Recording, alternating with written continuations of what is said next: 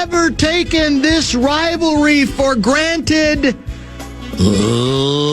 Leader Fan Radio Network. Tweet that.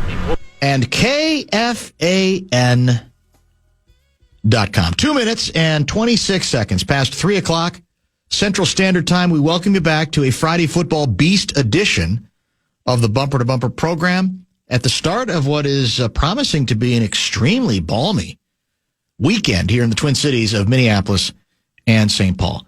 Guardsy is on his way to Chicago, Illinois to track the Golden Gopher football team as they take on Northwestern at Wrigley Field tomorrow. A game that can be heard right here on the Fan pregame show. I'm assuming it'll start at 9.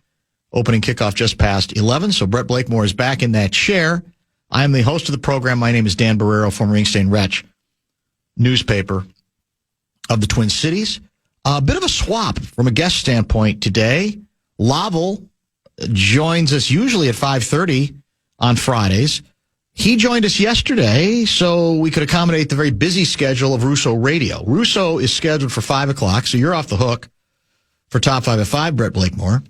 In addition, Gerby and the picks at 3:30, and Ben Gessling, who will also be, of course, headed to, well, not Chicago, but to another Midwestern rival town, Green Bay, for the Vikings-Packers game, is scheduled for 4:30 tonight. So guests at 3:30, 4:30, and 5 o'clock. Bradshaw and Brian KFAN text line is open at 64686. I will say that you know me, I'm a big sports history guy. I have great respect for what's come before. Respect's probably the wrong term because some stuff's not worth respecting that's come before, but it's all part of, what did we say the other day? Past is prologue. It all fits together in this cosmic wheel. And to that extent, we love studying real, A-section history on this show, B-section history on this show, and C-section, that would be, of course, the sports department, the toy department, as the late, great Bob Knight used to call it, as well. And in this case, I'm referring specifically to the long-standing rivalry between the Green Bay Packers and the Chicago Bears. Now, I should say, and the Minnesota Vikings. Now, I should say, maybe that's a Freudian slip because our 3:30 guest will say the Bears are our rival. He has always refused to accept the possibility that the Vikings and Packers are rivals. Where do you stand on that? Are you more, in all honesty, they're both rivals, but in your pecking order, do you put Bears, Packers ahead of Vikings, Packers, or not so much? Well, the right answer is they're both rivals. Yes. If you have to rank them, I would rank it as this. Who would I be more mad to lose to? Okay, that's a good way to put it. I think I'd be more mad losing to the Bears. I can at least respect the Vikings as an organization. Be like, well, if they beat us, that's fine. Okay. But the Bears, you don't want to lose to the Bears. Have you played the Bears yet this year? We have not. So, there's a lot of, and this is the first time the Vikings and Packers have played this year, right? So there's a lot of good rivalry games coming for pretty much everybody, I think, in this division. When I say the football gods never cheated or never took, I guess you could say, this rivalry for granted, by that I mean it's a rich history. It is, for both teams there, and at Lambeau especially, I would argue, there have been some unbelievable lows from a Viking standpoint and some remarkable highs as well. We have our good friend Chip Scoggins to thank for kind of laying out some of those big moments, little moments, famous moments from a Vikings perspective, and infamous moments as well. I think he buried the lead a little bit with his last item, which was number 15. Now, maybe it's because it goes back all the way to 1998. Now, he did acknowledge also that these were not in any particular order.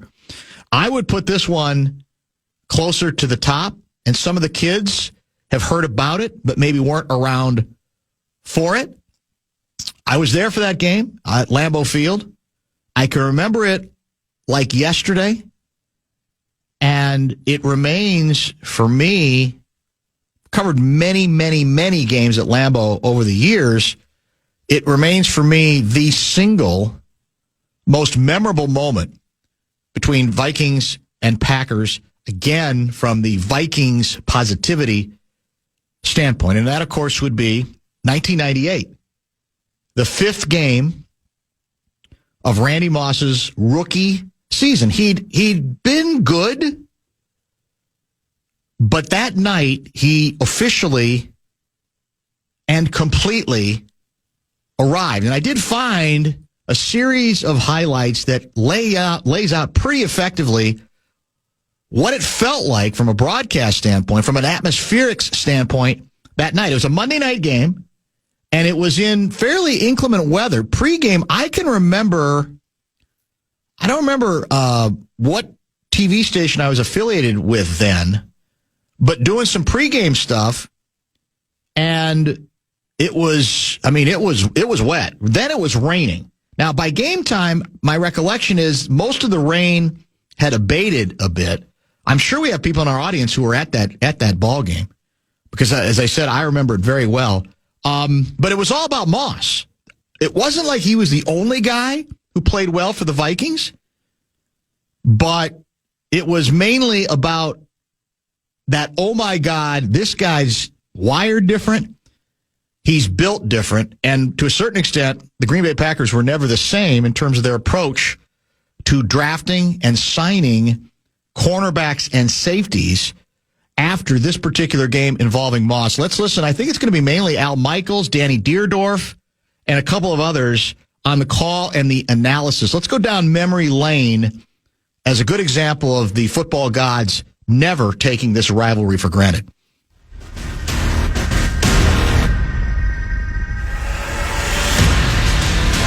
First down from the 48-yard line. Randall going deep again, adjusting his Moss, and then Randy Moss squeezes his way in for the touchdown. It is unbelievable. He just throws it up, and these guys catch the football. This is like a circus out here with these guys. Randy Moss is the best young receiver that I have seen ever. Randy Moss wide to the left. Make the Smith. Going deep, looking for Randy again. Perfect throw, great catch. Darren Sharper with good coverage, but what can you do? I know what you can do. You can start looking for the football a little bit. This is 3 times now. Only 3 linemen in a down stance. And Randall's going to sling it down for Randy Moss, who makes the catch and takes it to the 10-yard line. I guess the answer is nobody. Really what happens here is that you have 2 deep safeties, and Pryor has got to make that play. He's got to get on the sideline. They cannot allow Randy Moss to go floating down the sideline without anybody near him. This is Randall Cunningham, and he's going for 7 more, and it is Moss getting position. Touchdown. He's unstoppable. Simultaneous possession goes to the offense. Randy, you have arrived. 5 catches, 190 yards, 2 touchdowns, and the end of a 25-game home winning streak for the Packers. That's the other part of the story that should not be taken for granted. The Packers back then just did not lose at home. Period. End of story. And to not only lose, but to lose as convincingly as they did, to be, to a certain extent, humiliated, at least defensively. I think the final score is 37-24. I can tell you, it's the only time I've ever been to Lambeau Field where by the end of the game, the place was half full. Not supposed to happen there, obviously. They'll deny that it did. I can tell you it happened because I was there. And it was otherworldly throughout because you could see the expression on the faces of some of the DBs just as the game went on, almost resigned to it. Well, he's just going to get another one. And by the way, as was pointed out in the broadcast, there was some bad coverage. That was part of it. But what we learned about Moss that day was that astonishing ability to adjust his pattern, lanky, long, and lean, and ability to reach over other players, to grab, to sort of pluck the ball out of the air from defensive backs, whatever the case may be. I still put it at the top of the list. And as I said, Scoggins has a great list. Obviously, another big one from a Viking standpoint is when Favre returned and threw, I think, 4 touchdown passes, 0 picks in that game, November 1, 2009. So we're talking basically, 20 years after, basically 20 years after 1998. So not 20. I still can't do the math, but a while after Favre returning to where he had been king and then dominating to the degree that he did. That's got to be right up there too. That I guess would be 11 years later. Are you old enough to remember that one? The Favre return? I mean, I was how old were you? Kid. You were a kid. Let's see, I was 13, 12. Do you have any do you remember any awareness of what was going on, or were you not that into it at that point? I knew what was going on. I remember being devastated when he left just to go to the Jets, and then it was another kick below the belt going to Minnesota. But that's what he wanted to do, and, it worked out well for him that year. 38-26, I think, was the Vikings' victory, November 1, 2009. And, of course, what the story that night was, not surprisingly, when Favre came out of the tunnel before the game, the vociferous boos from the audience. Because I would dare say, as much as it might have hurt for Favre to go to the Jets, it had to hurt more to go to the division rival, right? Because the Jets are the Jets, and it didn't really go that well, if you'll recall. I mean, it was not a smashing. New York. Favre did not conquer New York, New York. It was not a smashing success. But it was a huge success here, obviously, and when it's within the division, I think it is even greater. Let's break. I'll give you a chance for your sweetest Vikings-Packers memory from Lambeau Field games. I'd like to limit it to Lambeau Field games because that's where the game will be played on Sunday. If you have your own suggestions, because we've talked about many of these highs and lows over the decades of this show. But it never hurts to go back once again because it's quite timely at this point. 64686, the Bradshaw and Bryant KFAN text line. Back in a minute.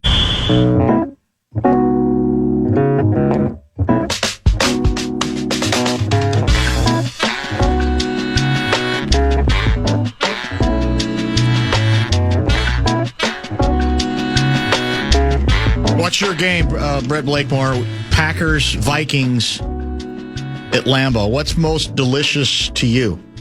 Well, the one I was at, there was a game that was started by Sean Mannion because those are the days. I think it was a COVID catastrophe with Kirk Cousins. Yeah, you're right. And that's the term for it. And Aaron Rodgers and co just went nuts on the Vikings, and it was a blowout. Humiliating. One of the coldest games I've ever been to. One that I was not there for to match you with sound. Here's this.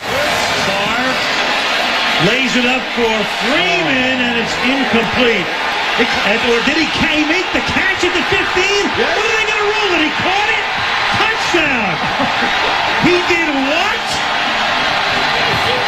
Overtime, the Monday Night Miracle, they call it. Well, in fact, we just anniversaried that. I want to say earlier this month we played that. That was astonishing because in real time, like most people, and unfortunately for the Vikings, Chris Dishman, I didn't think it was, it didn't look like there was any chance that it was caught. It just looked like it was a meaningless play, right? Yeah. Well, you got to get it right. And they did. And they got it right without replay. They got it right on the field. They followed the play properly and got the thing right for sure. First playoff meeting between the two, as Scoggins points out, that was the Randy Moss fake mooning affair, which, a lot of people in this town hate Joe Buck because he called it disgusting, a disgusting act. I think at some point you got to let Buck off, the mat on that one. I think time, should heal all wounds or wound all heals, depending on how you look at it. That one. But I figured that you probably would be. But those are, there's some cataclysmic ones too beyond that. the 2023 game. We don't have to go back very far. That's the game the Vikings won 24-10, but nobody felt like celebrating because that's where your guy, Kirk Cousins, blew out his Achilles on a drop back, right? So there wasn't much celebrating because it was fairly clear, I think, fairly soon that that was the case. I don't even remember this one. 1999, your guy Favre throws a game-winning touchdown pass on 4th down to Corey Bradford. 12 seconds to go. Oh. And 10 minutes after the game, Scoggins reminds us, Vikings coach Dennis Green refused to discuss the play in his post-game news conference, calling it, quote, yesterday's news. Even though it was actually still that day's news, because it had only just happened, he went with yesterday's news. Denny had a tendency to try to do exactly that. I don't remember the Fred Smoot game. Do you remember that one? 2006. He returns an interception, 47 yards for a touchdown against Brett Favre, and then attempted the Lambeau leap and was not allowed to stay up there. Apparently, in front of a fan wearing the proverbial foam block of cheese on his head. Another fan doused Smoot with a beer on that occasion. I do not have much memory of that one either. There have been some unbelievable kicking moments in infamy. Who can forget 2018? A rookie kicker named Daniel Carlson, Minnesota Vikings, missed not one, not two, but all 3 of his field goal attempts. Game ends in a 29-29 tie. He's released the next day. And when asked for a reason, Zim said, we have this soundbite.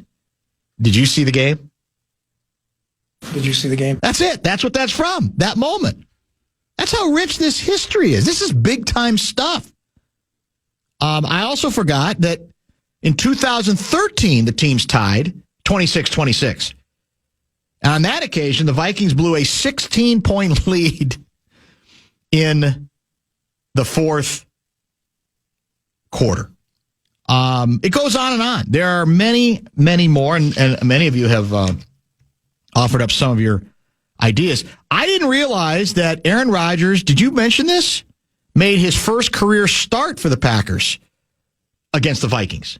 2008, 24-19, you win.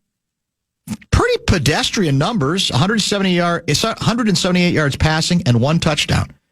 It was the first of 32 career games for Rodgers versus the Vikings for 3 different teams. So it kind of goes on and on and on. There are many more, and I'll continue to take nominations throughout this program for a few that we might have left behind as well.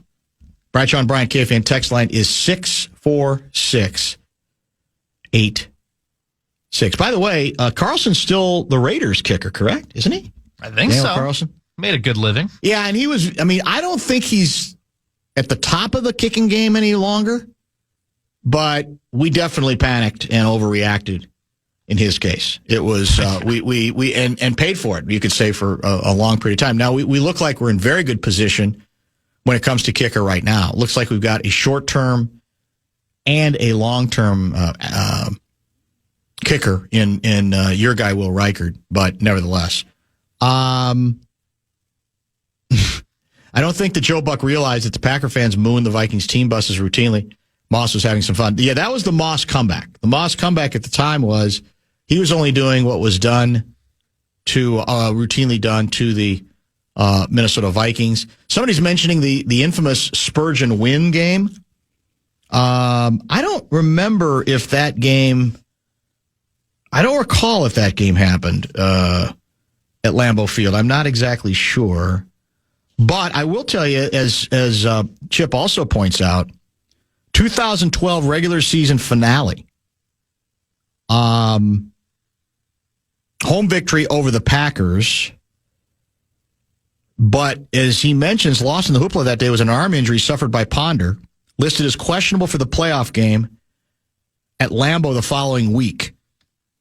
And the assumption was Ponder would probably play anyway, being a gamer, but he didn't. And instead, Joe Webb was a surprise starter. And it started great with Webb, and then it very quickly became a disaster. The Vikings lost 24-10. And, well,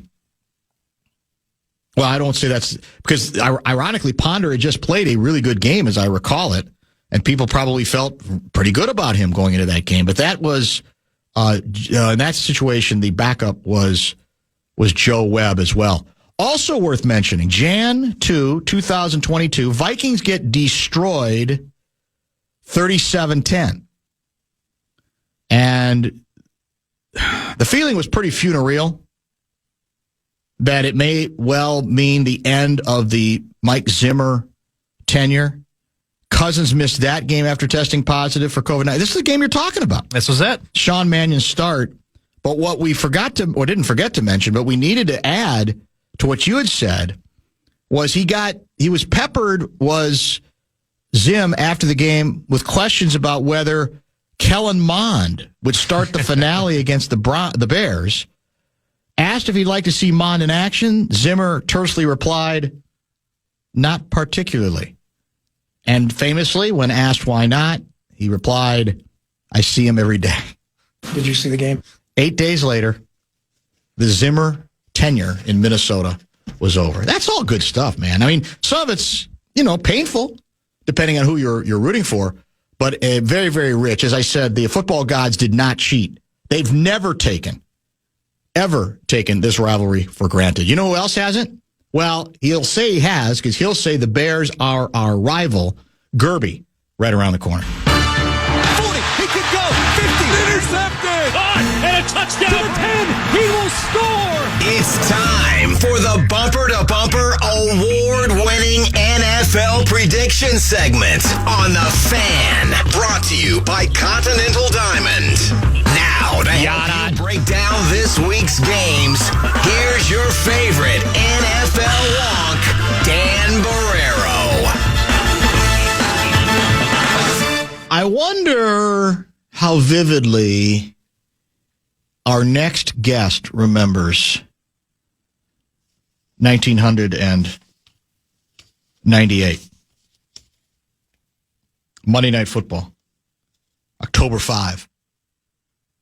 25 straight home victories before Randy Moss wrecked Lambeau Field. 5 catches, 190 yards, 2 touchdowns. What do you remember about that game, Gerby? Not much, really. I remember the 25 games before that pretty well. Yeah, I'm sure you do. If you're asking me, why would I remember? It's because it would be a blip on the radar. It would be a temporary bump in the highway. Is what it would be. A blip. It's not it's not like you got a great record in Lambeau. You don't. I mean, you're not very good. Well, we won 2 in a row. Your team. If we win Sunday, that's 3 in a row for the first time, I think, since the 70s.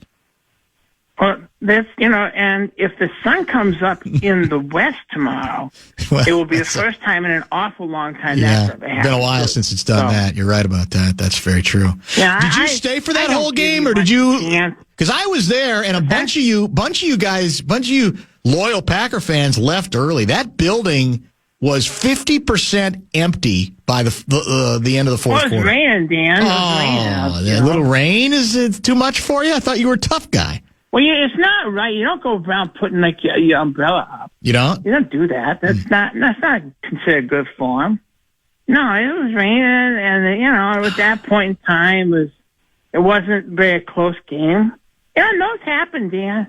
If you've been around as long as our team has been around, you're gonna have a blip every now and then. And the good news is, it doesn't happen very often, Dan. It really doesn't. It doesn't? No, it really doesn't. If you take a look at the history, and by the way, this weekend at the Packer Interactive Ice Bowl exhibit and bed and breakfast and lunch, Earl Wisnicki is going to be highlighting famous Minnesota Oh, my cat just jumped down. My Minnesota and Green Bay games. And we have a wide variety of them. I'm sure your variety is not as wide as the one we just went with because we laid out both. We laid out ones that you guys won in shocking or impressive fashion, and we laid out ones that the Vikings won. I'm going to guess you're not going to be quite that broad-minded. Your guy was Nicky. Well, number one, it's hard to remember the ones because there's not that many to choose from Minnesota one. So it's nice that you can go cherry pick them. That's good for you, and you probably feel pretty good about that. And if you think about, where you're at right now, and you need to think about, remember when we won a game? It ain't good. I mean, I can understand why that's what you would kind of flock to. Do you remember nothing else. Do you remember the 1999 Packers draft? Is that when we drafted all the defensive backs? Yes, the first 3 picks. First round. We didn't have any on second round, third round. You picked We're smart about our draft. Defensive backs, and then you picked another one in round 7. That's how traumatizing the Randy Moss experience had been for you. Dan, you have in this life, Dan, if something's not going your way, you can do 2 things. Yeah. You can sit around and bitch about it, or you can do something about it. When we are a very active team, Dan, you think we're stupid that we just let it go? We're not going to just, I know, let's just let Randy Moss run up and down the field for years and years until he inevitably explodes and implodes and turns into a psycho, which he did. So, I mean, we're not going to do that, Dan. We have an obligation to our fans to win, and that's what we do. We in the ownership group take it very seriously. Very seriously. We've had some issues, Dan. Well, it doesn't sound in the last few weeks. Yeah, that's what I've gleaned that and from. we have taken them very seriously. Very seriously. Have you considered, can I ask you this? Have you considered rewiring your neurological pathways? My what? Your neurological pathways. That's what our quarterback is being asked to do, and he's saying, you got to give me a minute. I do that every Friday night, Dan. I rewire my neurological pathways. That's it. Honey! Yeah. I'm at home right now because I'm a half day. Oh. Honey, let's go out tonight and what do we do? Rewire our neurological pathways. Well, a texter thinks you've already maybe had a couple her eyes, old she fat. Looked at it and she rolled her eyes. Are you on your way already? She does. Whenever I tell her I'm on the radio, she just rolls her eyes. Well, I've been rolling my eyes a lot at what's been coming out of the mouths of J.J. McCarthy and the head coach involving J.J. McCarthy's struggles at the quarterback position. You have to feel kind of bad about that, don't you? Well, it doesn't sound like you do. You have to feel like you kind of screwed up again. Too early to tell. No, Dan. You don't think it is? Number one, I do occasionally listen to your show, Dan. Yeah. I'm assigned to Minnesota media. Yeah, that's true. Don't lie to me, Dan. You think he's a bozo. No, I don't think he's a bozo. I think he's played. You think he's bad, Dan. All poorly. you do, you sit there and criticize him over and over. Well, it's hard not to. You can tell. I don't dislike. I wanted them to draft him. Your emotions come through on the radio. You think so? That's why you've been around for so long. I could explain it. Yeah, because you can't hide your emotions. Well, I got to be honest with you. I don't think your quarterback. I don't think you're in a position of really fundamental strength right now either. I mean, what are you talking about, Dan? He was brilliant last week. It was receivers the ones dropping the ball, Dan. It's like Jordan Love he was damn near perfect last week. He was? The receivers had some serious. Ask senior producer Brett Blake. Was he brilliant? Is it Jordan Love's fault that the receivers aren't catching the ball? Was he brilliant the week before? It's not. He's always been very, very good. I don't know why you don't think he's any good. He's one of the best quarterbacks in the league. How can you say that? Well, let me ask you this. Can I get you to own up, finally, after all these years, that you did indeed once say Randy Moss is a great player? Maybe when he was in New England, I might have said that. But I know that you pieced something together to make it sound like now what all the kids are doing with artificial intelligence. Yeah, well, that's what you guys were doing a long time ago. We would never do that. It was just called selective editing. We would never do that. Yeah, of course course you would, Dan. Let's be honest. Your guys' scruples are not high. Well, speaking of scruples, let me get your reaction to this. Zach just texted, can we bring Barr back for one game and knock out Jordan Love? Does that sound, Dan, like a sportsman-like thing to do?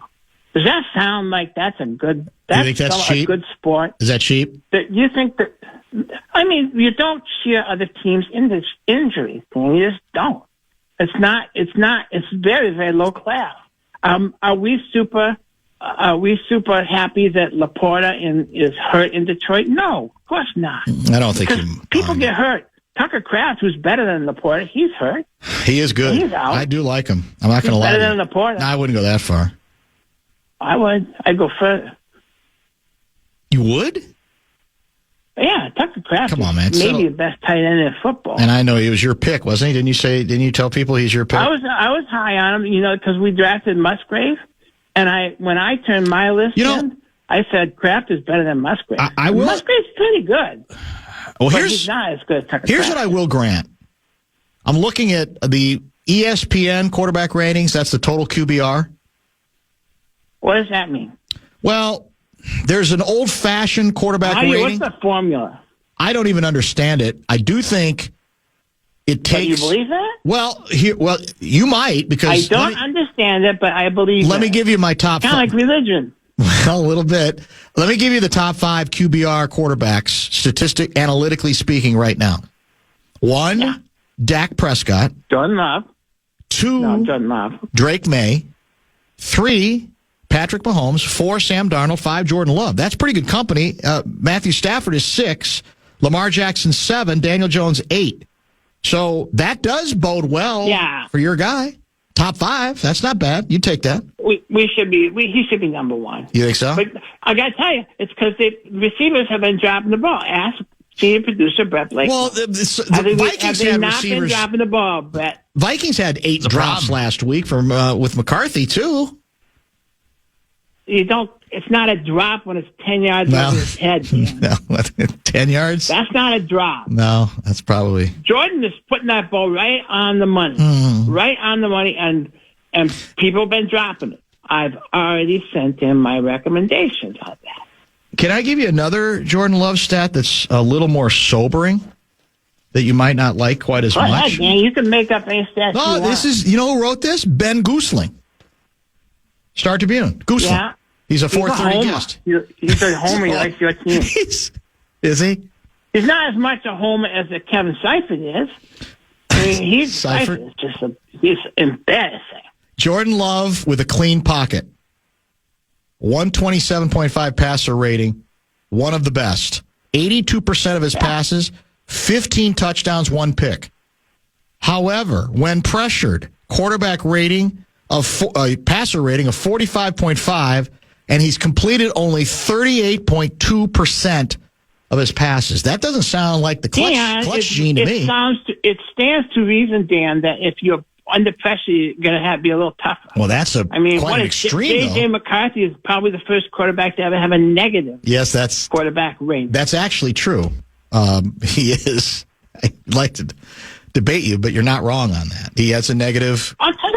Dan, because I know football. You do. Okay? There's no question. People from Green Bay and from people from Wisconsin know football. Now, I understand you have to talk down to your audience because they're a lot stupider.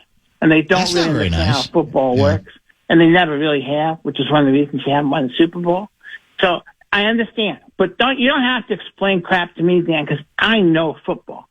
Senior producer Brett Blakemore, he knows football. And he isn't even from Wisconsin. Well, I don't know that I would agree with you, but I think you may both be a little biased there because you would define knowing football as being a Packers homer. That's how you define it. No, Dan, we are objective. You are? I admit. But Blakemore, are you objective too?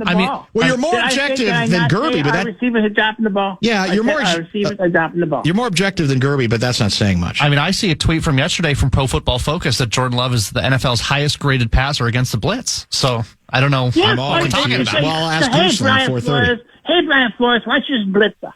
Why don't you try it, see what happens? Do you think our guys might drop the ball, but just try. Is there a Gerby lock of the week? Are you willing to give up your own tickets at Lambeau or not so much? Hell no, Dan. I'm going. I'm there. No, my whole family's going this week. This isn't a rivalry game, but it's an important game. We need to win this game. Oh, you do need to win this game. Vikings need it more than you do. Vikings season, if it's not already over, will be over if they lose. What's so funny? That's so funny. What do you mean? You need it more than we do. What's the point, Dan? Well, there might not be one. The season is over. And it's not like you're ever going to win a Super Bowl. We need it more. You don't even know what you need. What if we beat you and go to Seattle and win that game too? We're back at 500. It's not like you're. What's your record? It's not like you're 8 games ahead of anybody. I mean, where's all this haughtiness? No, because we've had some injuries, we've had some bad luck, and we had. You're not the only team that's had injuries or bad luck or gotten screwed by the Zebras. Yeah, and there's not that many teams that have better records than us either. It's not like they're walking away. It's not like stupid lucky Chicago is like walking away. Well, if the playoffs ended today, would the Packers be in it? I believe they would. Yes. Oh, okay, barely. Wouldn't you have doesn't matter, Dan. You just got to make the dance. Just show up at the dance. I heard somebody. I'll take my chance against anybody in the NFC. I heard somebody on ESPN. I think it was ESPN today or yesterday. That's another genius organization. They said that if the Packers do not make the playoffs this year, your head coach is in trouble. Your thoughts? No, maybe it was they probably won't commit to Jordan Love any longer. That the experiment would be over and they would be looking to grab somebody else, maybe J.J. McCarthy on the rebound. We have already committed to Jordan Love. I have? Oh. Yeah, we've already given him a very sizable contract. Well, but doesn't mean you have to keep him. There's trades. But if you go around cutting, it still costs against your salary. Yeah, but you've handled the cap well. All right, let's get to some games, shall we? Yeah, you just said he was a top 5 quarterback, and now you're trying to. You know what you do? What do I do? I just want to tell everybody in your audience what you do. Is that you try to find some argument that you know is going to piss people off. In this case, me and senior producer Brett Blake. Oh. And then you don't even believe it. That's shock jock. Later and say J.J. McCarthy's the greatest quarterback in the world, and then tomorrow you're going to go, he sucks. I mean, it's like a weird reality is what it is, Dan. You should. Well, let me ask you this. Really listen to what you had to say? Really, have you kind of ever analyzed? Well, can I ask you something? On a daily basis? If McCarthy plays crappy, am I supposed to say he isn't? And then even if I believe he's playing badly... You're not supposed to say he's good. Well, if he plays well, then you also have to acknowledge it. You can't... Because you've taken a stance, that doesn't mean that you can't... How many games has he played well, Dan? Not very many. But he's still... He's a baby. He's a quarterback baby. He's played the position for about 2 weeks. So what are we supposed to feel bad about that? Supposed to feel like, oh well, okay, well I'm sure then he'll be much better this week because everybody knows all of a sudden during 1 week you just turn it on. That's how it works. 1 week you're bad, next week you're good. Dan. You have to develop a quarterback. How long did it take us to develop Aaron Rodgers behind Brett Favre? Like 3 years. How long did it take us to develop Jordan Love behind Aaron Rodgers? Like 2.5 years, Dan. It's not, you guys, he was out all last season, didn't even play. I mean, he's so fragile. He's so fragile that he gets hurt and he doesn't play for like 5. Are you trying to do all last year? Are you trying to do KOC's bidding?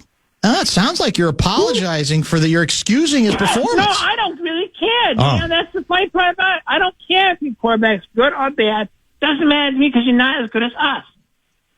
Well, are you okay? You got a little dry throat? I had dry throat. Have you ever had like peanuts, like salted peanuts, and there's too much salt? So I had too much salt in one of my peanuts. I'll take your word for it. Can we get to the games? Okay, it's your show. I don't decide when you do these things. Let's start with Bucks at Rams. That's in Los Angeles. Is this right? Do we have these correct? Rams are favored by 6.5. Tampa Bay is coming back to the pack. Rams have become... The Rams are good, man. 6.5. 6.5. Last week I went with heads or tails, so to speak. It did me no better. All 3 of us were 1 and 2 last week. Because I think we all pick the same exact game. I'm going to pick the Rams to cover, even though it's too many points. Bucks are due for a bounce back. I'm going to stick with the Rams. You're in charge of Gargie's picks again, Britt? I am. I'm going to agree with you. I think the Rams are red hot. Has Jordan made any picks at all? I'm just asking. Has Jordan made any picks at all this season? The second week of the season, I think he did. I think that was the last time. His name's still on the sheet, though. Yeah. I'm going to go with the Rams. I think they're red hot. Their defense is really good. And Baker, they put up points, but it wasn't really Baker's doing last week. So I'll go Rams. Gerby? There's only one statistic you need to know, and it's off the top of my head. Tampa Bay, I think, is like 1-9-1 against the spread in their last 11 games against the Rams. That's all you need to know. Tampa's going out to the West Coast. They're not going to cover. They're going to lose. And Rams are going to win and get one more game. Now, we may have to go there during the playoffs. You might. I don't know if you will. Colts are at Chiefs. Chiefs season is on the line, maybe, right? I think Kansas City is favored by 3.5. Colts, 3.5. Chiefs. Colts have come back. Is that wrong? Oh, no, I was just going to say Chiefs are 5-5. The Colts are 8-2. Yeah. Chiefs are favored. Chiefs are favored. Points. I think part of that is desperation for the Chiefs. They're at home. And is there a feeling that the Colts might be coming back to the pack a little bit? I don't know. No pun intended there on pack. I'm gonna hang with the Chiefs. I'm gonna hang with Kansas City this week. Their defense is terrible, though. Colts. I'm gonna stick with Kansas City. Blakemore? I'm gonna go the other way. I think the Chiefs win, but I don't think they Too many cover. points? Okay. Yeah, I'm gonna go with the Colts. Gerby? What makes more sense? That the Chiefs are going to be 6-5, or that Indianapolis are going to be 9-2? I mean, what does that sound right? Does it sound right that Indianapolis are going to be 9-2? It doesn't sound right. It just sounds like no, it doesn't. Unless they're for real. How did that happen? Unless they are, I don't know. I do kind of agree though with senior producer Brett Blakemore that it's probably going to be a close game. And you're right too, Dan, that Kansas City's defense is not good. And Indianapolis' offense is very good. That Jonathan Taylor's was very good. He played at Wisconsin. And so I think I will take Indianapolis to cover. And off the top of my head, I think that against the spread in the last 19 games against Kansas City, I think Indianapolis is something like 14-5. Vikings at Packers, 6.5. Man, 6.5 is the spread. I'm going to take Green Bay to win, the Vikings to cover. Blakemore, what do you think? I also like Green Bay to win. Shocking, I know. I'll go like 27-17, so that would be covering the spread. I'll go Green Bay. Gerby? I think you guys had a good season. It was fun for a while. And now the good news is you can just let McCarthy play all the time, and you can put him in all sorts of situations. You don't have to hold his hand anymore. You can just say, look, just go in there and get the crap beat out of you and learn how to play quarterback if you can, and if you stay healthy. But I don't see any way that this game is close. I don't see any way you can score enough points. I don't see any way you can stop us. I think it's kind of like a 27-0 game. What? Oh, maybe 35. What's going on? And I'm the homer, or Gessling's the homer, or Seifert's the homer. Not a homer. You just accused me of being a shock. You accused me of being a shock jock. Wants to write about Minnesota. You're the shock jock. I'm not. I can't even match your shock jock. This game's not close, Dan. 27-0. There is no chance that Minnesota can beat Green Bay this week. No chance. Well, that's possible. It's face absurd. It's not possible that they can't win. What's going on? Bed, breakfast, and lunch. It was a history of famous Minnesota Vikings. I got that. Yeah, there's got to be something. Give me another nugget. Give me something else. Well, no, because what you got to start thinking ahead now, because we're booked into December. We need some snow because we want to put up the Festival of Christmas Lights and some Hanukkah. Yes. We want to put that up. Yeah. But it's and we can put it up, but it's just no one's going to come. It's 50 degrees outside. You're not going to go around and look at Christmas lights.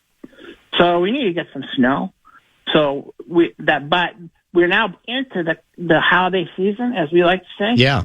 Because it's Christmas and some Hanukkah, and so we need some snow, and But that's where our booking is now. This has been a tremendous. What are you doing for Turkey Day? Endeavor, Dan, except for the one food poisoning. What about Turkey Day? I can't remember what you have planned for Thanksgiving week. Well, number one, it's a football day, so we're not going to do anything on the day of Thanksgiving. Yeah, but the day after, and then after that, we're going to have to do picks on Tuesday next week. Okay. I was not. Well, I was told I'm working most of next week. Although it's a very slow week. I was not given the option to work on Wednesday. I was told I can't work on Wednesday, so it's got to be Tuesday, I guess. Who told you that? I can't say. It's. I have to protect. I got to protect the big shots here. Is that Chaz Abbott guy? No comment. I had to call him and get the lock of the week. This week there isn't one. So, well, it's a road game. Yeah, I mean, unless you're going to give up your tickets. That guy. We got to do something about him. Yeah. Okay, if you say so. Yeah. I hope you have a wonderful Dan, Sunday. there's a lot to be thankful for. And there's a lot to be thankful for. It really is. For example? Not so much for you guys, but there's more to be thankful for us. Not that much more. Than there is for you. How far ahead? It's enough. How far ahead are you of the Vikings in the standings? Is it 2 games? What's your record? It's like a game and a half because we have a tie. Yeah, so it's not that great. I mean, you're acting like you're dominating. No, but you're bad. I mean, you're not very good. No, they're not very good. The only games you win is with that guy who's not playing for you. Carson Wentz? Yeah. Yeah, well, this could be. But he played better on the road than at home. Well, Dan, that's why football is a good game, because it might happen. It might work out for you. That sounds condescending. It is, Dan, because it's not going to go Packers. All right, I got to go. That is the one and the only Carl Gerbschmidt. And, we'll have to do picks early next week. Don't forget, Ben Goosling at the bottom of the hour. That's at 4:30. And Russo Radio from the X. We're back in action tonight, correct? That's why he's at the X. So he'll be from the Fallness Studios. That is scheduled for 5 o'clock this evening.